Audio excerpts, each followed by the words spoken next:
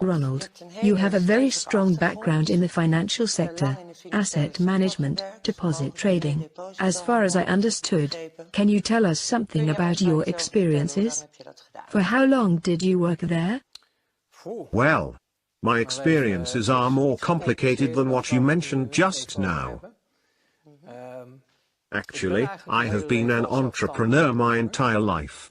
Independence being the key component to me. I have once tried being an employee, but that didn't work out.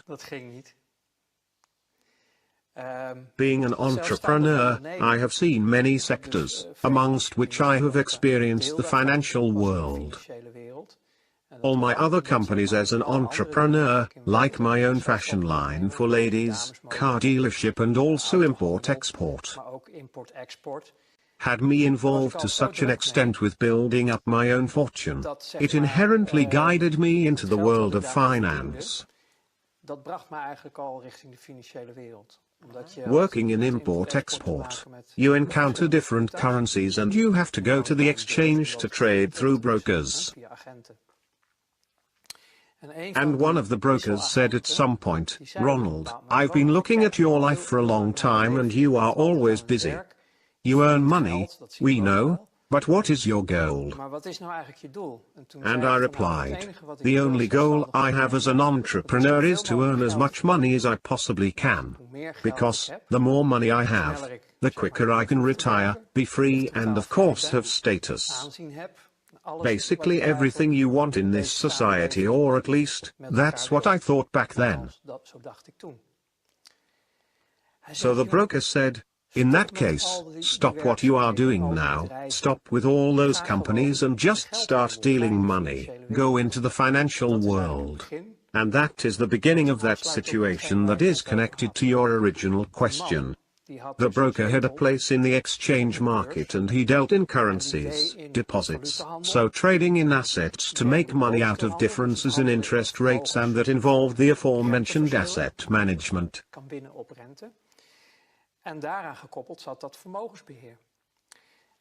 Those three aspects together formed the interested package I said yes to.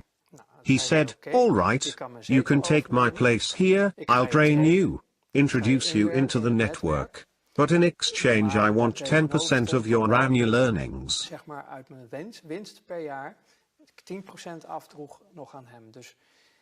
So he basically sold me his spot in the financial world and asked a 10% commission, which I paid him.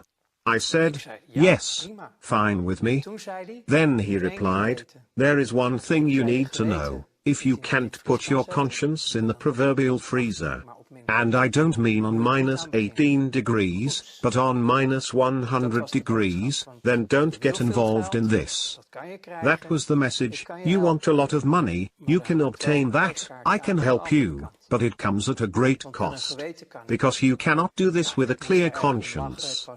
Well, I laughed at that. I was young and naive.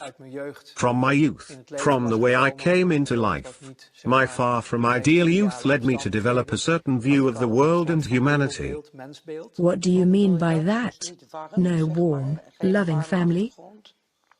My mother always did the best she could to make us feel loved. But she was hampered by that due to the behavior of my father, who caused us to feel more like we lived in a war zone with each other. That isn't an exemplary situation to grow up in. And as a child growing up like that, led me to believe that the world and humanity are far from great.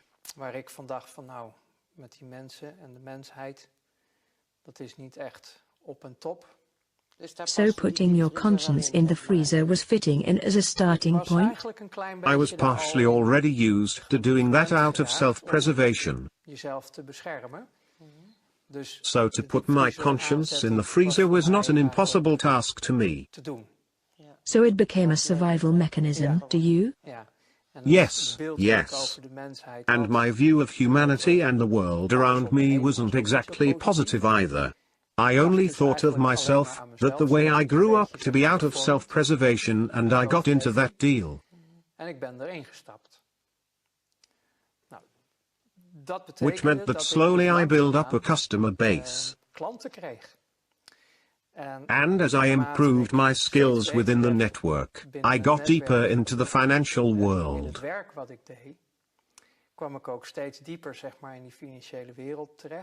And then it turns out the world is really small, and you keep noticing that. Even when I was still working in import-export, dealing in grain and such, you notice it is just a small circle.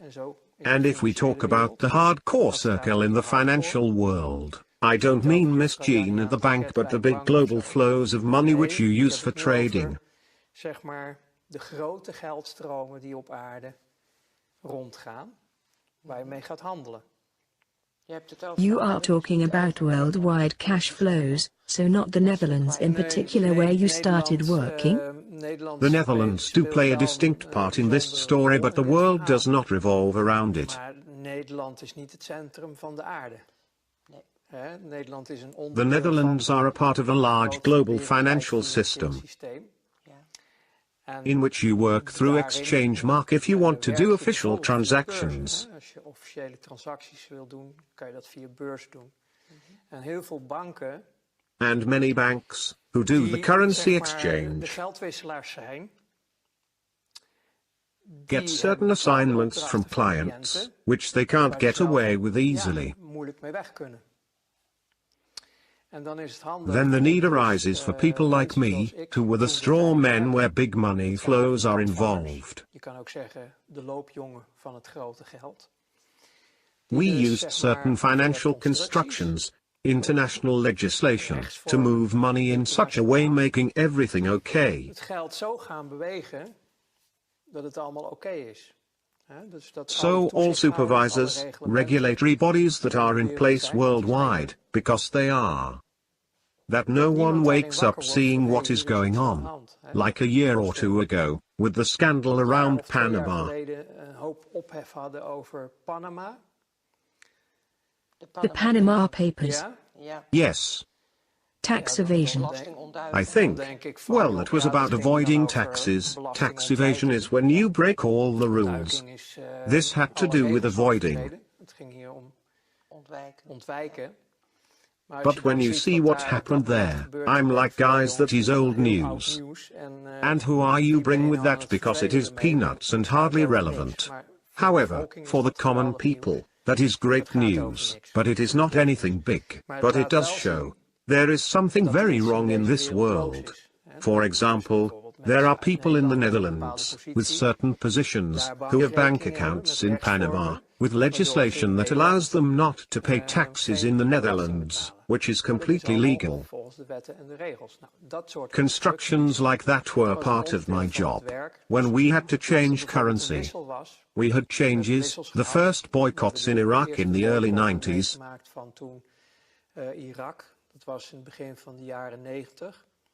When there was a boycott in Iraq because of the war that started there. And we were confronted with what we called Iraqi dollar. Iraqi dollars, which were actually American dollars.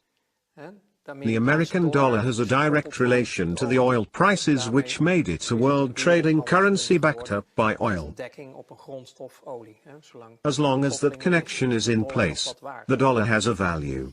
Officially, the Iraqi people weren't allowed to sell their oil due to the boycott. In theory, that is, because never before there was such a big business in oil. With discounts in this case, because officially it wasn't allowed, so with discounts it still crossed the borders. These dollars, because the energy was always paid in the dollars, so the Iraqi dollars had to go somewhere. You couldn't just take them to the desk at the bank because of all the regulations and checks did provide a certain protection. Because money laundering and criminality wasn't anything new back then. Now we call it terrorism. But that was then also the case. So, then you need people to take the heat. As straw men, you got invited to a bank, for example, in Germany's, with basements full of trucks filled with money. And then you think, sure. trucks, transports. A busy company. Come with me, then they show you they are all filled to maximum capacity with dollars. And they tell you we need to get rid of all this cash. So change them pounds, German marks, this, that, in such way, and it needs to go there and there. Are we now talking about money laundering? Well, processing cash. Processing cash in such a way that we can legally reintroduce it into the money circuit. So that was your task? That was an assignment my colleagues and I got. You are never alone on an assignment, because you cannot do this on your own. It is not possible. We all know Scrooge McDuck scooping money with his shovel. Well, we literally had to do that over there. It was impossible to process all at once. So, then you need to find a way. Cash used to be the predominant way of paying, where nowadays most is digital. But you tried to find a way to process the cash. How do you reintroduce the cash into the circuit so Iraq can deal in its soil without being hampered? Because they are the ones that own the money. Iraq doesn't want. Look, you mentioned money laundering, but what it was about the boycott, Iraq had to stick to the rules, and buy, you know, everything you want to know about the world. You can know by following the money. That is the bottom line. Everyone can say blah, blah, blah, but make sure you follow the money, then you'll find the truth. Same thing goes for that situation. So the only thing Iraq and their buying partners wanted was to remain free of any accusations. Because the partners who bought it were the ones placing the boycott in the first place, but they are actually all friends on the same side. Everybody thinks there are opposites like good and bad guys in the world. But on the higher levels, it is just a game and they are all working together. However, they do have to stick to the rules and regulations they themselves have created to keep the rest of society suppressed and make sure that it will not be too crowded at the top. So you have to play by your own rules. So what is going on there is to make sure that nobody can trace you, apart from the elite themselves. Nobody in lower ranks can find out what really happened. Compartmentalized, that's how we call it. Yes. Everyone knows only his own little piece. Only the elite knows what is happening. Yes, but because we were doing the dirty work, we had to know a lot. Because we couldn't afford to make any mistakes. How high in the pyramid did you get? Were you close to the top of the pyramid? Well, we were communicating with them. My ego would have loved it when I got to this position of belonging to the top itself. Nowadays we still talk about 8,000 to 8,500 people in the world who run the entire world. It would have been amazing to get into such a position back then. All right, but if we say the top knows 100%, can you estimate how much you knew and understood of what happened? In my work, I had to know 100% of what was going on. There was no other way, because of the interests of the people involved were huge. Especially for the top. If I wouldn't know all the details, I would end up making mistakes. Which would cause a spin-off, because those mistakes would be detected. Then the people that don't know anything about it would interfere. We are talking about having nerves of steel to function at this level. So did you have nerves of steel? Yes, it worked just fine. The freezer worked very well for you. Yes, I played at the highest level for about 5 years. And then it was totally over, out and done with. That was a very intense moment for me.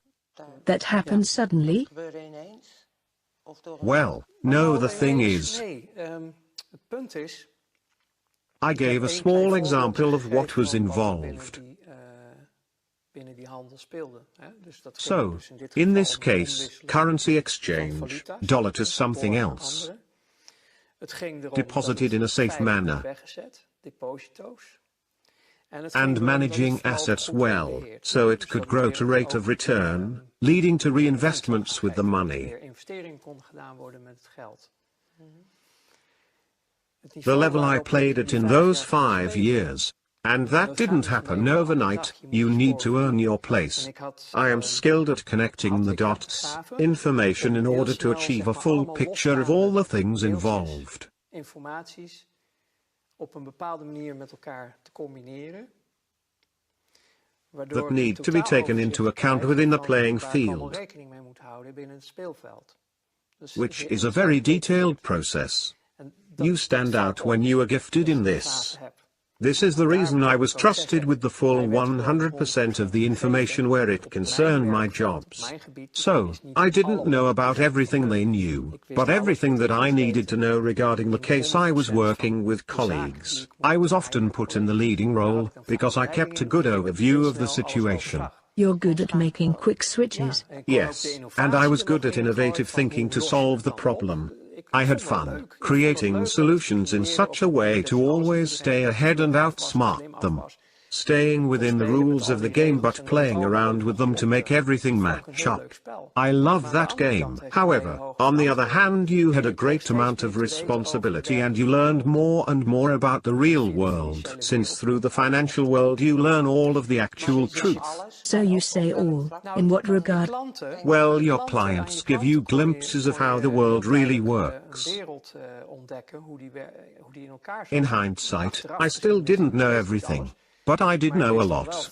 Because my clients were banks who didn't want blood on their hands. But within those banks there always is a number of people who know damn well what is going on. So, like 1% within a bank knows the truth of the matter regarding the happenings within the world. Which is not surprising, considering they are involved in the flows of money. Those are your clients. You also have governments to deal with, multinationals. You have to deal with secret services, and what they now call terrorist organizations. You get all of the groups that are involved with the big money as clients.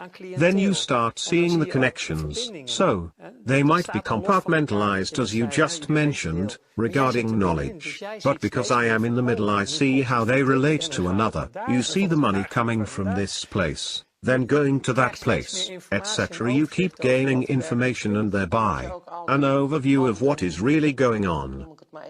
So do you have to serve and keep all of those groups happy, including terrorist organizations? You were trying to keep everybody happy? Yes. My God. That was my job. Keeping all the balls in the air. Yes, indeed. So one of the things that I found out, I did not know that before, but now I do, is about secret services. You think they are there to serve and protect a people, country, etc., but they actually turn out to be the criminal organizations, to be more precise. The system is heavily so. We are talking about financing wars, creating wars, so basically creating a lot of misery in this world. So, lots of conflict. And then I think to myself, if only people knew what the world is really like. Secret services will stop at nothing.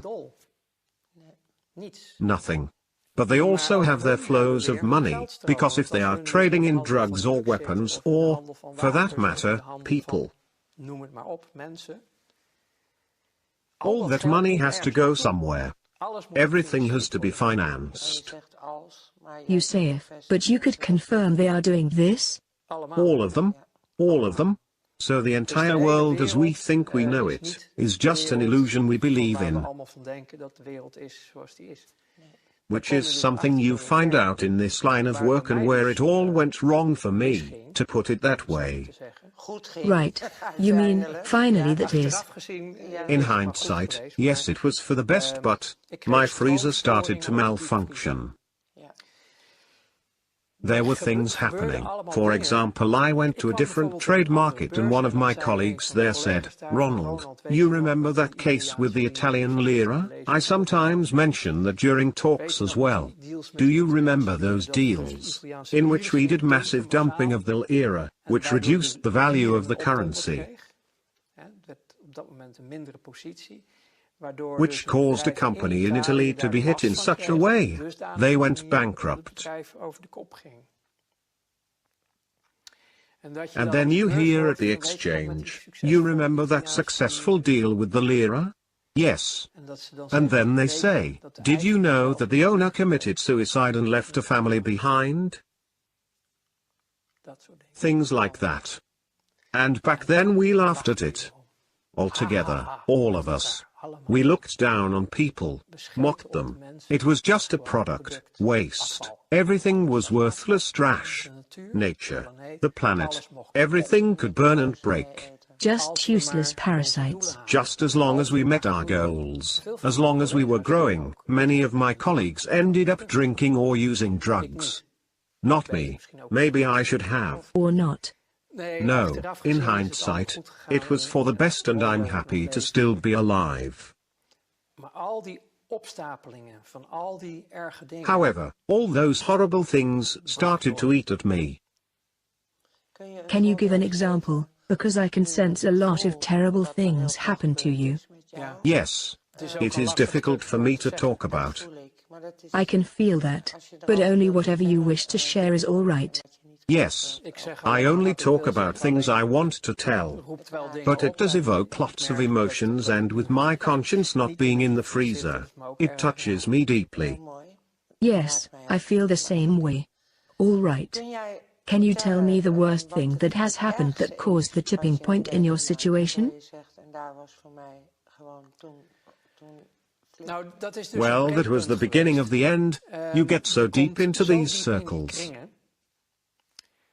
And you sign a lifetime contract, not with blood or anything, to never disclose names of companies, organizations or people. I think that is why I am still alive. You have to stick to it. If we are talking about the worst things that I have experienced, I just told you about things that made the freezer glitch.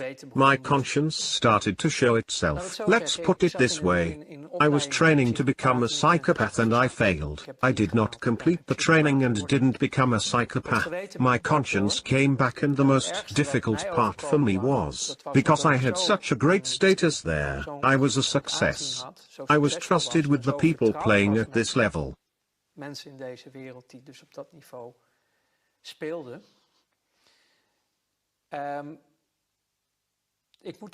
To put it carefully, most of these people followed a not very mainstream religion.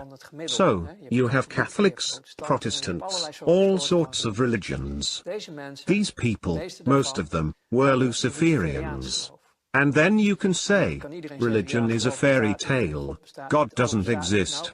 None of that is real. Well, for these people, it is truth and reality. And they served something immaterial, what they called Lucifer.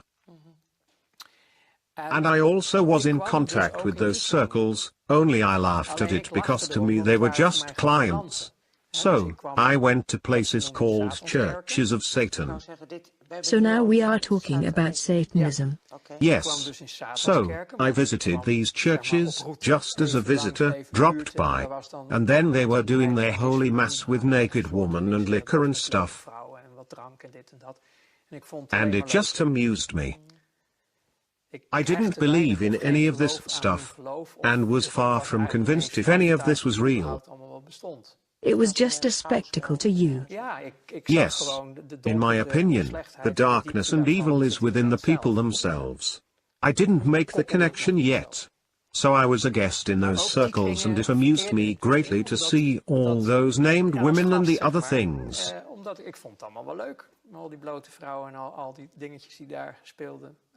It was the good life.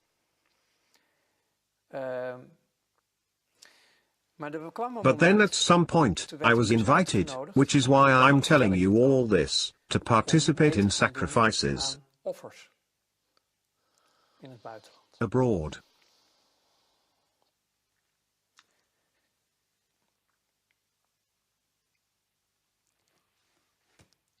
That was the breaking point. Children. You were asked to do that? Yes. And I couldn't do that.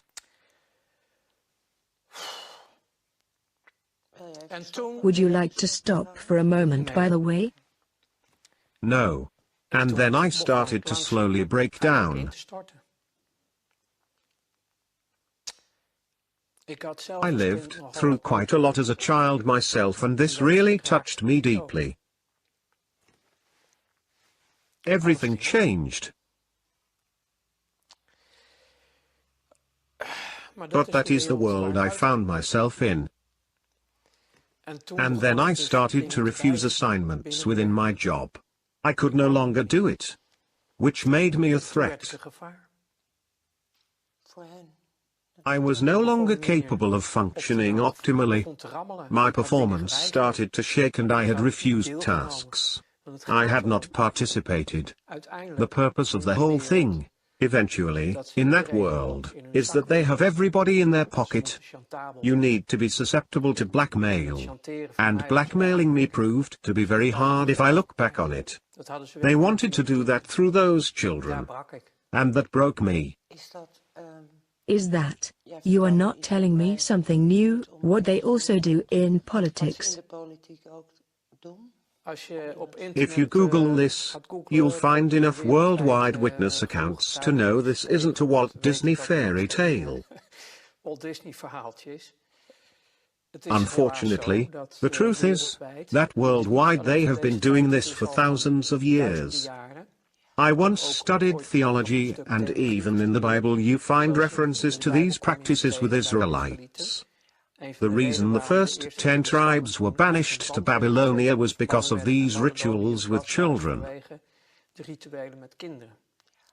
including the sacrificing of children. So this is pertinent. All this made me believe, because I realized there was more to life than meets the eye. There is a whole invisible world. It is real. You really do talk about a dark force and a manifestation of light. So, I resorted to studying theology to make sense of it all. And psychology as well, if I remember correctly? Yes, but that I did in my first life, because through commercial psychology, mass psychology, I was able to manipulate situations for my own benefit. That is scary, because if you dig into that you find Tavistock Institute and mind control, MK Ultra, Monarch and the like. Yes, that is correct, but that was all part of the job. Through training at the job, I got into that more deeply, because when you are making deals, you also need to manipulate the media. You have to manipulate lots of things because nothing can be seen as it is. Everything has to appear to be something different. You see the people as a flock of sheep. You put a couple of border collies and drive them in a direction. And to be honest with you, I still see that happening around me. People are still, through the systems and methods that we ourselves used to use, being treated in that same way, and it still works. People still don't understand how it really works and are still on the level of as long as I have my beer and whatever, completely self-absorbed, also a survival mechanism. I mean, it is the program after all. But you still see how stupidly easy it is to put people in a certain direction, when you are the one pulling the strings. That is mass psychology. Yes, and later, much later, in all those studies and discoveries, I found a document which they are claiming is bullshit, of course, the Protocols of Zion. And nowadays I recommend everyone to read the whole of that incredibly boring document. Just work through it, read it though. We are also talking about Zionism. Yes, of course. If you read the Protocols of Zion and really study them and understand, then it is like reading the newspaper of the daily life. How from their position of ultimate power, and ultimate it has literally become, But that is only because the people don't stand up for themselves. They don't realize what reality is. And we have all been programmed. If you dare to say you are against Zionism, then you are branded an anti-Semite. The negative, you can say evil, the Luciferians, the Satanists, whatever you wish to call it, it is a real entity. I have found that what is written in the Bible, and not just the Bible, you can find it in so many books. There really has been a moment of separation from the manifestation of light, in which a group went their own way and are carrying an intense hatred, anger.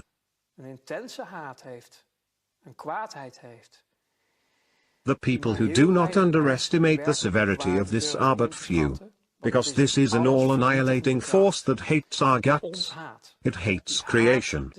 It hates life. And it will do anything to destroy us completely. And the way to do that is to divide humanity. Divide and conquer is their truth. Humanity is a manifestation of light. That is the true creation. As long as you divide them based on political parties, skin color,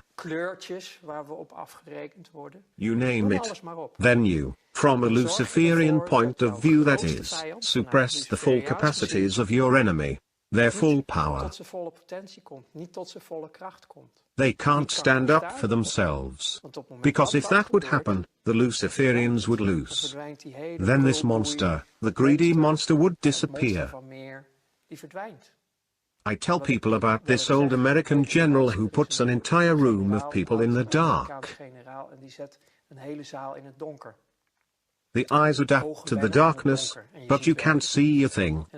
The general doesn't say a word and suddenly he flicks on a lighter, one little light.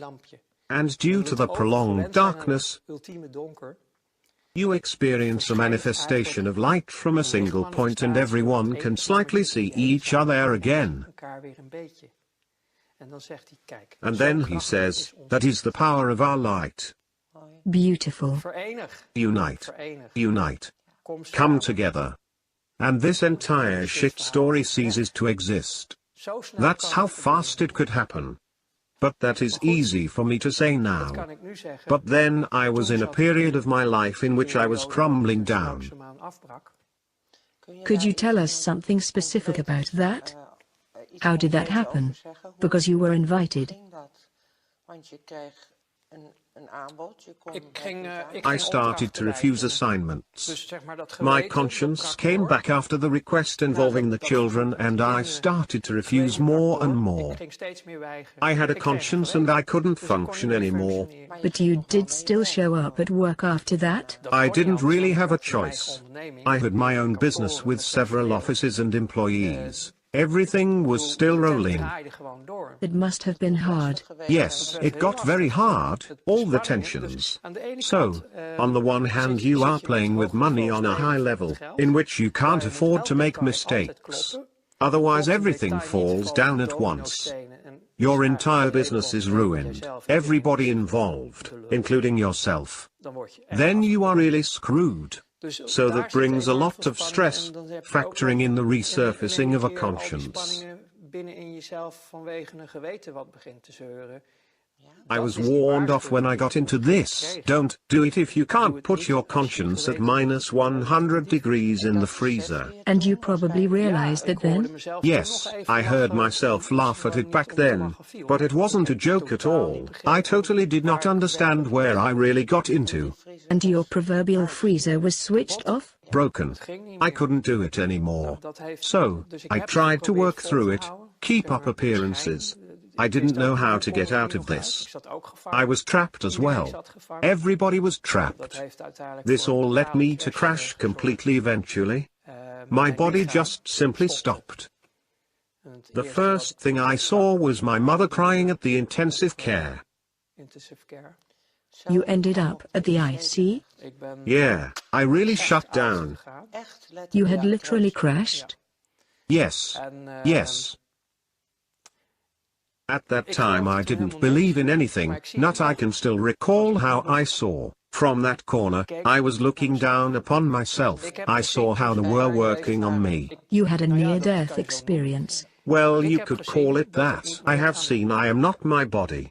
I'm in my body. But I am not just my body. I have seen them working on me. And later on, I've been reluctant to talk about it for a long time. I really talked about it much later. But when I did, I had researched so many things already and started to believe. I was starting to better understand the spiritual and the material. At that point, this intense experience got its own place. The realization that I'm not my body. It's just a vessel. So, I lived through all of that, but I also needed a long time to recover. Yes, of course. Yes, I was a train wreck. Complete wreck. I was completely burned out. I had crashed and the body needed a year to recover.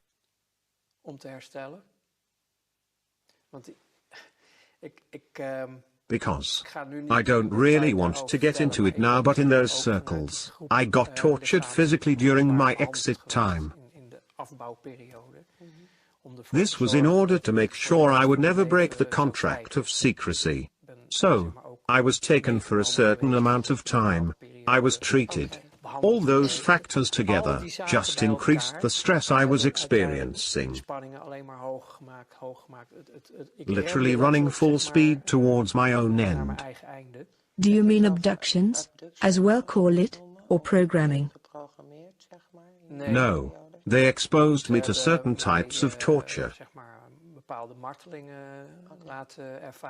That makes sure you'll never damage anyone in that world. I didn't realize that back then, so this is all from hindsight. It did all happen that way. So the end of my first life was so extreme that I couldn't handle it anymore. I couldn't handle it anymore, in no way. However, my mind power was so strong that it only happened within to my own body. That was, well, I didn't know what to do anymore. There were no options left for me. So that is why sometimes I think, of course that is not true, but I wish, like so many colleagues, I had taken the drugs and alcohol route. At least my end would have been more gentle, because most of them are just dead by now. Even though I know there are more strawmen walking around, there are little still alive whom I knew back then. Most of them are already gone. Well, I was dead too, but I'm still here. So, you still have something left to do? Yes. I suppose you could say that, but that is, I can't say in short, since I don't know how long we have been talking, the world that I found myself in. If you have any specific questions, then I can answer them, but I had hoped to be more concise, but I just don't know how. Well, you have my gratitude for all you have shared. To me, it is still a very big deal.